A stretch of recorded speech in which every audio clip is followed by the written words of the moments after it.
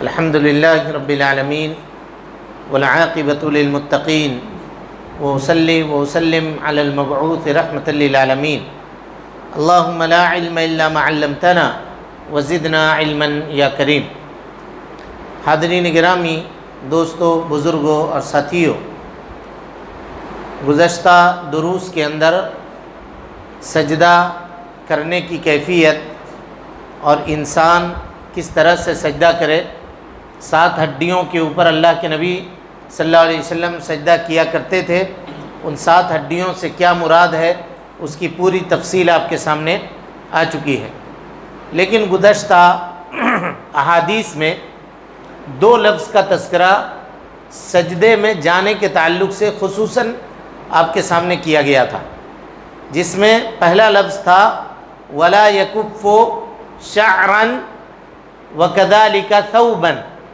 کہ آدمی سجدہ میں جانے وقت اپنے بال کو اور اپنے کپڑے کو نہ سمیٹے۔ اس سے کیا مراد ہے، یہ تفصیلی گفتگو ہم وہاں پر آپ کے سامنے نہیں کیے تھے، اس وجہ سے کہ امام بخاری رحمۃ اللہ علیہ اس کے بعد الگ سے پھر باب ان 2 لفظوں کے لیے قائم کر رہے تھے۔ تو اس سے اصل مراد کیا ہے؟ تو مراد یہ ہے کہ آدمی اپنے کپڑے کو سمیٹ کر کے سجدے میں جائے، اس وجہ سے تاکہ اس کے کپڑے کو زمین سے مس نہ ہو سکے یا اس کے کپڑے میں زمین کی دھول جو ہے وہ نہ لگے، تو یہ تکبر کی علامت ہے۔ لیکن کیا کوئی شخص نماز کی حالت میں آستین اگر سمیٹ کے رکھے تو یہ اس حکم کے اندر داخل ہے؟ اسی طرح سے بعض لوگوں کی عادت ہوتی ہے جب وہ نماز کے لیے آتے ہیں تو کپڑے کو نیچے سے پینٹ وغیرہ کو فولڈ کرتے ہیں، تو کیا یہ فولڈ کرنا بھی اس حکم کے اندر آئے گا یا نہیں آئے گا، جس میں اللہ کے نبی صلی اللہ علیہ وسلم نے فرمایا کہ سجدے کی حالت میں کپڑے کو نہ سمیٹے اور اسی طرح سے سر کے بال کو نہ سمیٹے۔ تو کپڑے کو سمیٹنے کے تعلق سے جو حکم ہے اس میں اگر خصوصیت کے ساتھ کوئی آدمی نماز کے وقت آستین سمیٹتا ہے تو یہ اس حکم کے اندر داخل ہے، لہذا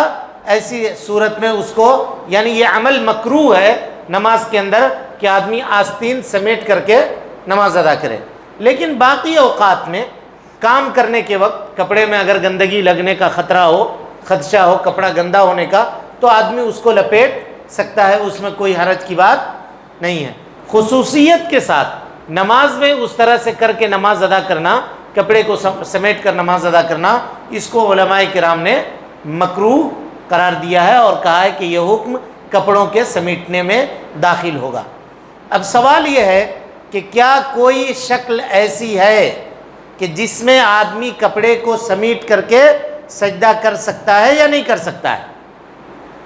کوئی مجبوری کی کیفیت؟ امام بخاری رحمۃ اللہ علیہ باب قائم کرتے ہیں، کہتے ہیں باب عقد الثياب وشدها، اس مسئلے میں باب کہ آدمی اپنے کپڑے کو باندھ لے، وضم الیہ ثوبہ، اور اپنے کپڑے کو سمیٹ لے، اذا خاف ان تنکشف عورتہ، جب اس کو یہ خوف ہو کہ اس کے سطر کے کھل جانے کا اندیشہ ہے، سطر کے کھل جانے کا اندیشہ ہے۔ اس کی مثال میں نے تلاش کی تو ایک مثال ملی جو معاصر علماء کرام نے اس کا تذکرہ کیا ہے کہ اگر آدمی لنگی پہن کر نماز ادا کر رہا ہے مثال کے طور پر، اور پنکھے کی ہوا میں لنگی اڑتی ہے، دائیں بائیں ہوتی ہے، ایسی صورت میں سجدہ میں اگر جائے تو ہو سکتا ہے پیچھے سے لنگی اس کی اٹھ جائے اور سطر اس کا کھل جائے، لہذا اگر وہ لنگی سمیٹتا ہے حالت مجبوری بحالت مجبوری تو ایسی صورت میں کوئی حرج کی بات نہیں ہے۔ دلیل اس کی کیا ہے؟ امام بخاری رحمۃ اللہ علیہ حدیث ذکر کرتے ہیں، دیکھیے کہتے ہیں حضرت سہل ابن سعد رضی اللہ تعالیٰ عنہ سے روایت ہے، کہتے ہیں کان الناس یصلون مع النبی صلی اللہ علیہ وسلم، لوگ اللہ کے نبی صلی اللہ علیہ وسلم کے ساتھ نماز ادا کرتے تھے، وہم عاقدون ازرہم من الصغر علی رکابہم، لوگوں کے جو کپڑے ہوا کرتے تھے وہ بہت چھوٹے ہوا کرتے تھے، اس زمانے میں اتنی فراخی لوگوں کے پاس موجود نہیں تھی، تو وہ لوگ اپنے کپڑے کو پورے طور پر سمیٹ کر کے سجدے میں جایا کرتے تھے۔ فقیل للنساء، اللہ کے نبی صلی اللہ علیہ وسلم نے عورتوں سے یہ کہہ رکھا تھا، لا ترفعن رؤوسکن، تم لوگ سجدے سے اپنے سر کو مت اٹھانا، حتی یستوی الرجال جلوسا، یہاں تک کہ مرد حضرات پورے طور پر سیدھے ہو کر کے بیٹھ نہ جائیں۔ اس سے یہ پتہ چلا کہ اگر کسی آدمی کے پاس ایسا لباس ہے کہ اس سے سطر کے کھلنے کا خوف یا اندیشہ ہے تو ایسی صورت میں لنگی وغیرہ وہ سمیٹ سکتا ہے۔ لیکن یہاں ایک اور بات غور کیجیے گا، آج کل کے زمانے میں جو نئے ڈیزائن کا پینٹ چلا ہے وہ کیا ہے، کمر سے بھی نیچے پینٹ ہوتا ہے اور شرٹ اس سے بھی چھوٹا ہوتا ہے۔ جب لوگ رکوع میں جاتے ہیں اور سجدے میں جاتے ہیں تو حالت کیا ہوتی ہے، پیچھے سے معاملہ کھل جاتا ہے اس کا۔ ایسی صورت میں صحیح قول کے مطابق اگر ناف سے نیچے کا حصہ کھلا ہوا ہے تو اس کی نماز ہی باطل ہو گئی، سطر نہیں کیا اس نے، جو چیز نماز میں چھپانی مقصود تھی اس نے اس کو چھپایا نہیں۔ اب پکڑ کے جب کپڑا ہی چھوٹا پہنے ہیں آپ تو جتنا اس کو کھینچ لیجئے وہ لمبا ہوگا کیا، سوال ہی نہیں ہے۔ اب لوگ اس کو پکڑ کے کھینچتے رہتے ہیں، کبھی پینٹ چڑھاتے ہیں کبھی اس کو کھینچتے ہیں، کیا ضرورت ہے اتنی مشقت برداشت کرنے کی؟ آپ تھوڑا کپڑا لمبا ہی پہنیے جس کی وجہ سے سطر ڈھک سکے یا سطر کی پوشی پورے طور پر ہو سکے۔ لہذا وہ اگر یہ چاہے کہ ہمارے ساتھ مجبوری ہے اس لیے ہم کپڑا سمیٹ رہے ہیں تو یہ معاملہ نہیں چلے گا۔ اسی طرح سے سر کے بال کا کیا مسئلہ ہے؟ تو کیا سر کے بال کو سمیٹنے سے یہ مراد ہے کہ عورتیں بھی اپنے سر کے بال کو سمیٹ نہیں سکتی ہیں نماز میں؟ تو کہا نہیں، یہ حکم نہیں ہے، عورتیں اپنے سر کے بال کو سمیٹ کر کے رکھیں گی کیونکہ سر کا بال ان کا سطر ہے، وہ ظاہر نہیں ہونا چاہیے۔ لیکن مرد کے پاس اگر لمبے بال ہیں تو اپنے بال کو سمیٹ کر کے موڑ کر کے باندھ کر کے پیچھے نماز پڑھنے سے اللہ کے نبی صلی اللہ علیہ وسلم نے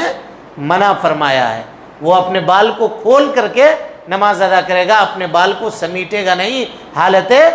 سجدہ میں، سجدے کی حالت میں۔ اسی کو نبی صلی اللہ علیہ وسلم نے کہا وَلَا يَكُفُّ شَعْرًا وَلَا يَكُفُّ ثَوْبًا، آدمی نہ تو اپنے بال کو سمیٹے گا اور نہ ہی اپنے کپڑے کو سمیٹے گا۔ لیکن اس میں رخصت اور استثناء کی جو کیفیت ہے اس کا تذکرہ ہم نے آپ کے سامنے کر دیا۔ اللہ رب العالمین سے دعا ہے کہ اللہ تعالی ہمیں اور آپ کو حسن عمل کی توفیق دے۔ رب العالمین ہم سب کی اصلاح فرمائے، نیکیوں کو قبول کرے، سیئات سے درگزر فرمائے، جب تک زندہ رکھے دین اسلام پہ زندہ رکھے اور جب اٹھائے ایمان پہ اٹھائے۔ آمین۔ وآخر دعوانا ان الحمد للہ رب العالمین۔